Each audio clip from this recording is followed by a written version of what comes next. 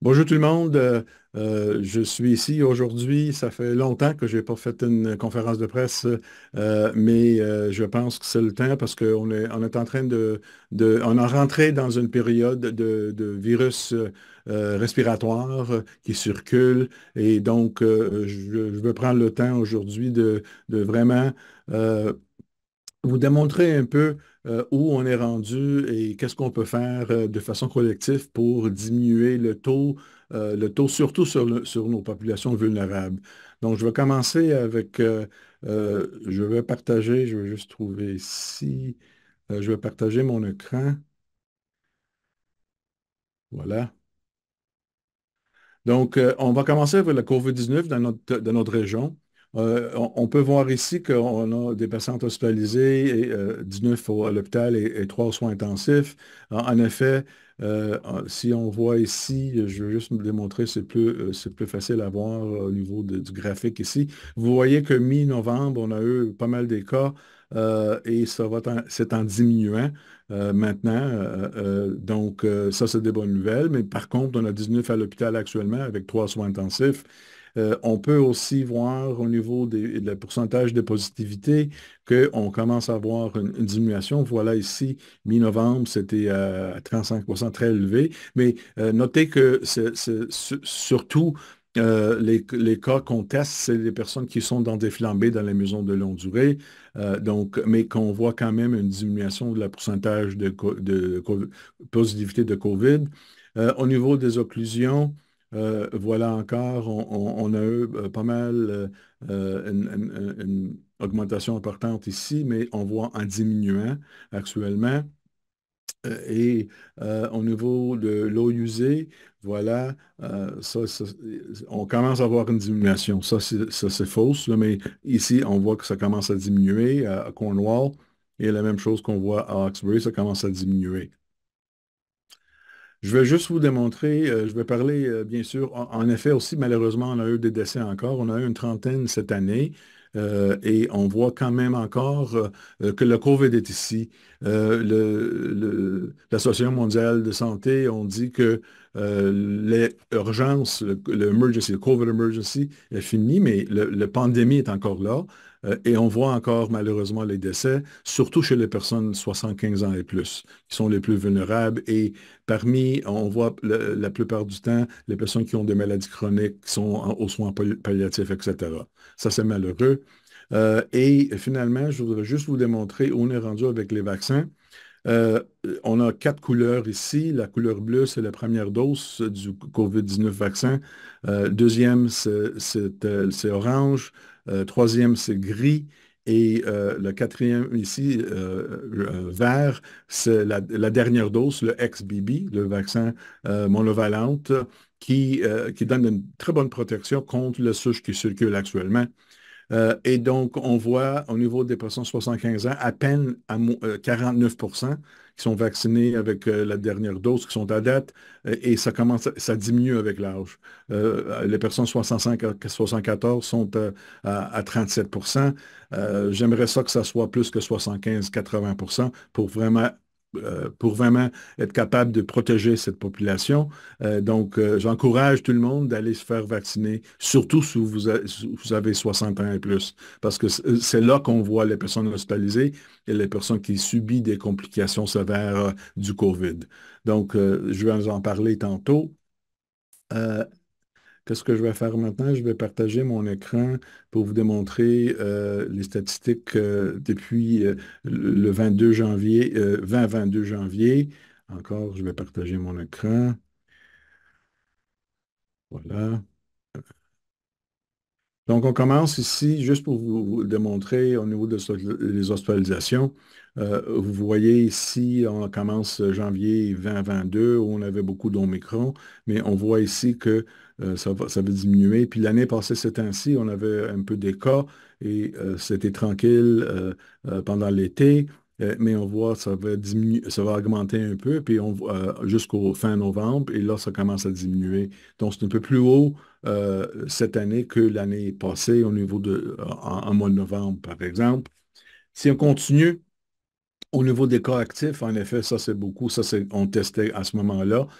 Puis on avait l'Omicron qui venait de commencer. Mais qu'est-ce qu'on voit? C'est on n'a pas beaucoup de cas. Ça, c'est des cas à chaque semaine, 10, 12, 20, 30 des fois. Mais vous voyez, ça va augmenter un petit peu. Là, ça commence à diminuer.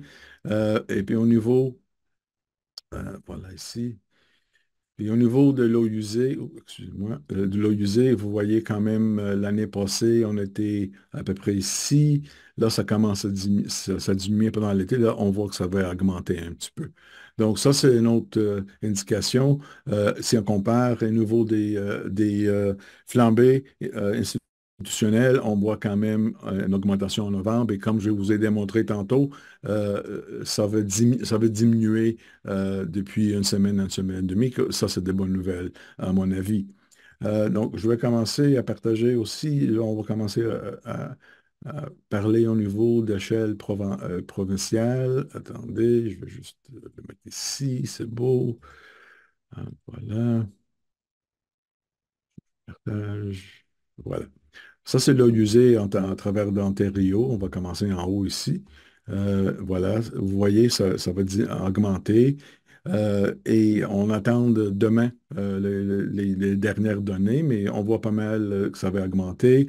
Au niveau de nord-ouest, ça commence à diminuer. Nord-est, c'est encore en ascendante. Ici, quand on commence encore, oui, dans l'est, c'est élevé aussi. Donc, ça, c'est une chose qu'on voit, mais je pense que on va voir, peut-être ça va changer, ça va tourner un petit peu. Au niveau des positivité dans la province, on peut voir ici que COVID est encore élevé, influenza c'est encore bas, mais c'est en augmentant. Je veux juste vous souligner un petit peu ici, au niveau de pourcentage de positivité au niveau du COVID à travers de l'Ontario, c'est à peu près 19%, à peu près la même que nous avons de façon locale ici. Le rhinovirus enterovirus, 5,2%, c'était 10% il y a quelques semaines, et ça cause une grippe, une rhume. Beaucoup de gens étaient malades, et c'était pas le COVID, c'était pas l'influenza, c'était ça, c'est le rhinovirus. C'est parmi les virus qui circulent qui causent une rhume, simplement. Mais le virus respiratoire syncytial est augmentant à 8,5%. Et ça, je vais vous en parler plus. Ici, je vais juste changer le langage euh, pour aller en français. Donc, je vais vous démontrer au niveau d'échelle canadienne avec on compare l'année passée aussi pour voir la différence. Donc, on commence ici, ça c'est les statistiques canadiennes au niveau des pourcentages de positivité du COVID. On voit ici les lignes bleues, les petites lignes bleues, ça c'est l'année passée. Et vous voyez, ça c'est cette année au niveau du positivité du COVID. Et là, ça va augmenter, c'est plus haut que le même temps l'année passée, mais on voit que ça a une tendance de diminuer. Pour la grippe, ça, c'est très intéressant parce que l'année passée, à nouveau, ça, c'est la ligne bleue brisée ici, on a eu une augmentation très, très importante. Ces temps-ci, on était vraiment débordés. Les hôpitaux étaient débordés de l'influenza. Vous voyez, et le taux d'admission, c'est 5 fois plus qu'on a actuellement l'année passée. Et vous voyez, le taux de positivité maintenant, c'est à peu près 7-8%, mais ça avait approché les 30% ces temps-ci l'année passée. Donc, qu'est-ce qu'on voit ici, c'est que à cause qu'on avait enlevé on venait d'enlever les restrictions pour la première fois l'année passée, les virus ont commencé à circuler encore et ils ont causé beaucoup de problèmes de façon prémature, précoce, plus tôt que normal. Je vais vous démontrer ici. Donc, on voit actuellement le bleu, la ligne bleue ici. C'est le trajet qu'on voit cette année. Les petits boules noires ici, c'est ce qu'on voit avant la pandémie. Donc, autrement dit, une saison typique avant pandémie du influenza, c'est ça qu'on voit. On voit vraiment qu'on est sur le trajet de augmenter de façon moins accélérée que l'année passée, bien sûr, mais ça commence à augmenter. Et là, on est rendu fin décembre, janvier. on a un plateau, mais avec une diminution graduelle. Donc, c'est ça qu'on s'attend cette année.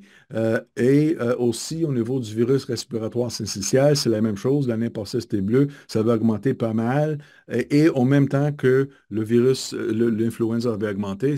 Donc, les deux ont vraiment débordé les hôpitaux, surtout les hôpitaux pédiatriques. On voit que ça commence à augmenter dans le débit dans les hôpitaux, mais pas comme l'année passée. Mais on voit que, encore comme l'influenza, la ligne bleue, noire ici, démontre que ça approche les taux et le taux de virus respiratoire et le comportement qu'on voyait avant la pandémie. Donc, cette année, je peux dire qu'on est dans une saison respiratoire typique qui va augmenter avec le temps, avec tout le monde qui va rentrer à la maison, etc. Mais cette fois-ci, on a un peu une troisième pathogène, on a le COVID-19 aussi. Donc, ça, c'est très important d'avoir, je vais vous en parler encore. Au niveau des autres virus, on voit qu'ils circulent encore. Donc, on a beaucoup de virus qui circulent dans la population. Et si on voit au niveau de Ontario, voilà, ça commence à diminuer. Au niveau des pourcentages, ça c'est COVID-19. Le virus au niveau d'influenza, c'est très bas. L'année passée, c'était, comme j'ai dit, 5 fois plus élevé en même temps. Donc, on s'attend d'avoir une saison typique avant, quand je dis typique, avant, qu'est-ce qu'on voyait avant la pandémie. Et la même chose avec virus respiratoire syncytial. Ça commence en Ontario, voilà ici. Hein, voilà, ça commence à augmenter. Qu'est-ce qu'on voit là? Donc, la raison pour laquelle je voudrais tout démontrer ça et partager ça avec vous et la population en général, c'est que on a une opportunité de vraiment essayer de protéger le plus vulnérable. Autrement dit, les personnes âgées, les personnes qui ont des problèmes médicaux chroniques et bien sûr les enfants. Parce que ces trois virus menacent les trois, surtout l'influenza, virus respiratoire syncytial pour les enfants et les autres, surtout les personnes âgées, mais n'importe qui pourrait subir des complications. Donc, qu'est-ce qu'on peut faire? C'est que si on était il y a 3 4 ans, avant la pandémie, on voyait le même trajet, le même comportement des virus, soit respiratoire, soit virus respiratoire syncytial, soit influenza, la grippe, ou les autres virus qui circulent, qui causent les rhumes, etc. Cette fois-ci, nous avons on s'attend d'avoir le même type d'augmentation avec une saison importante de respiratoire. Cette fois-ci, c'est compliqué par deux facteurs. Une, c'est qu'on a du COVID comme une troisième pathogène et que les hôpitaux sont vraiment débordés. On a beaucoup de problèmes post-pandémie avec le personnel. Donc, c'est très important de, à la fois, faire le mieux qu'on peut faire dans la collectivité, de vraiment diminuer l'effet collectif, l'effet sur les personnes vulnérables et bien sûr d'essayer de prévenir le débordement important au niveau des hôpitaux qui commencent déjà à avoir une débit élevé avec des ressources humaines qui sont diminuées à cause de la pandémie. Donc, qu'est-ce qu'on peut faire? Comme vous voyez tantôt, au niveau des vaccins, du COVID, c'est bien sûr, on a beaucoup de travail à faire, surtout si on veut protéger les personnes âgées qui sont plus que 65 ans. On a un taux très bas. C'est pas trop tard, allez vous faire vacciner. Influenza aussi, la grippe, on pourrait prévenir, on a les vaccins. Pour ça, c'est pas trop tard, ni pour le COVID, ni pour l'influenza. On peut les donner en même temps. Et je veux parler un peu pour les enfants. L'année passée, on a eu 9 décès aux enfants à cause du influenza, du grippe.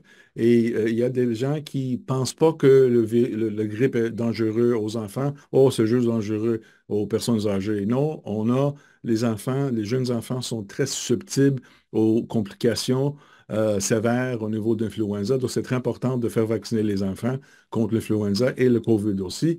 Mais ce que je veux dire, c'est pas trop tard de se faire vacciner. Et nous avons un troisième vaccin pour les personnes 60 ans et plus qu'on commence à distribuer maintenant aux maisons de longue durée et aussi aux maisons euh, de retraite, etc., et certaines populations. Donc, avec tout ça, je pense pourrait, c'est le plus qu'on pourrait vacciner les gens, le plus qu'on pourrait diminuer la circulation de ces trois virus potentiellement dangereux pour, un, protéger nos plus vulnérables et deux, protéger les hôpitaux pour essayer de ne pas déborder les hôpitaux qui sont fragiles à ce moment-là à cause de toutes les complications et les pertes d'employés, etc., à cause du pandémie. Donc, ça, le message très important. C'est pas trop tard à vous faire vacciner. Vous pouvez vous faire vacciner au même temps, COVID et influenza. Beaucoup de pharmacies l'ont. Nous avons des cliniques aussi dans nos bureaux de santé pour ça. Et aussi, je pense que c'est très important d'ajouter, comme toujours, les mesures de santé publique. Lavez vos mains, éternuez dans vos épaules, désinfectez les surfaces, restez à la maison si vous êtes malade et portez un masque si vous êtes dans une place qui a beaucoup de chandellage et qui n'est pas ventilée, surtout si vous êtes vulnérable, si vous êtes une personne âgée avec maladie chronique, etc. Je pense que le plus qu'on fait ça dans la collectivité, le plus qu'on va protéger les gens, surtout qui sont vulnérables, et c'est très important de le faire maintenant euh, parce que c'est pas trop tard, parce que ça prend 10 à 14 jours des vaccins pour les vaccins à faire leur job, pour qu'ils fonctionnent. Donc, ce ne sera pas trop tard pour les fêtes. Et aussi de continuer avec les mesures de santé publique. Donc, je vais prendre l'occasion de vous remercier, les médias et toute la communauté de cette année qu'on a eu des changements, on a eu des vaccins, etc., et qui sont toujours euh, compliantes et comprendre nos messages. Et je demande aux médias de partager nos messages pour cette année. Je vais prendre le temps de souhaiter tout le monde des joyeuses fêtes et une bonne et une nouvelle année en santé.